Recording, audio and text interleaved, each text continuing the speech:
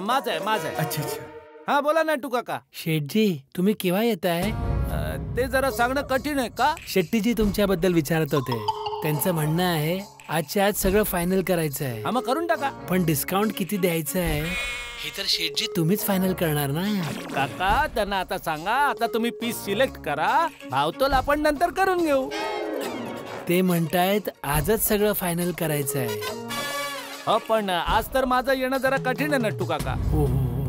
शेठजी थोड्या वेळेसाठी तरी नाही जमणार का? हो नाही बोललो ना मी, नाही येऊ शकत काका.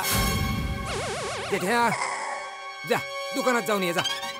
काम आधी आणि माझी काळजी घ्यायला इथे सगळे जण आहेत ना उभे. नाही नाही बापूजी, मी तुम्हाला असं सोडून नाही जाऊ शकत. नाही नाही शेठजी तर आता मी शेट्टीजींना काय सांगू? तुम्ही एकदा शेट्टीबाईंना फोन द्या. एक मिनिट. शेट्टीजी शेठजींना तुमच्या बरोबर बोलायचं आहे.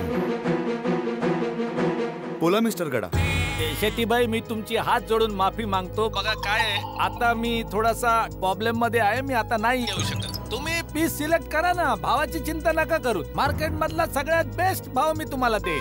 हे बघा मिस्टर गडा, एवढी मोठी ऑर्डर आहे, एकदा बसून समोरासमोर गोष्ट झाली असती तर.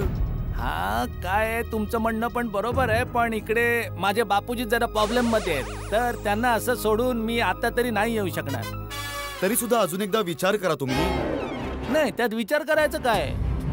कसं आहे, तुम्हाला खरं सांगायचं तर शेट्टीबाई ऑर्डर दुसरी मिळू शकते, पण दुसरे बापूजी मिळू शकत नाहीत ना.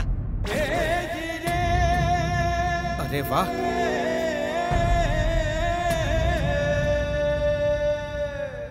प्लीज शेट्टीबाई जरा परिस्थिती समजून घ्या. मी तुम्हाला परत रिक्वेस्ट करतोय, तुम्ही पीस सिलेक्ट करा.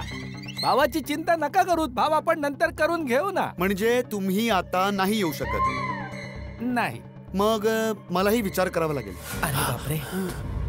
ठीक आहे. डोंट वरी शेट्टीजी. शेठजी नाहीये तर काय झालं, आम्ही दोघं तर आहोत ना. आपणच बोलून घेऊया ना. शेट्टी साहेब, तुम्ही मालाची, भावाची आणि क्वालिटीची अजिबात काळजी करू नका. त्याची जबाबदारी आम्ही दोघे घेतो. बाबू आला नाही आतापर्यंत. होय तेच तर.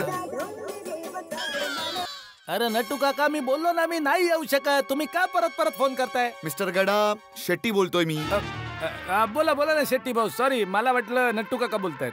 सॉरी, मी तुम्हाला डिस्टर्ब केलं. नाही नाही काय नाही, बोला ना. मिस्टर गडा, मी निर्णय घेतलाय की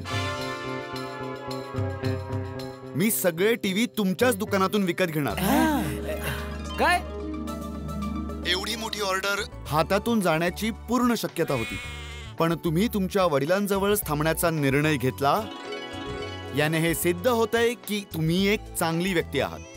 थँक्यू शेट्टी भाऊ. आई वडिलांची सेवा करणं तर प्रत्येक मुलाचं कर्तव्य असतं. बिलकुल बिलकुल. आणि जो आपल्या आई वडिलांची सेवा करतो तो स्वच्छ मनाचा असतो.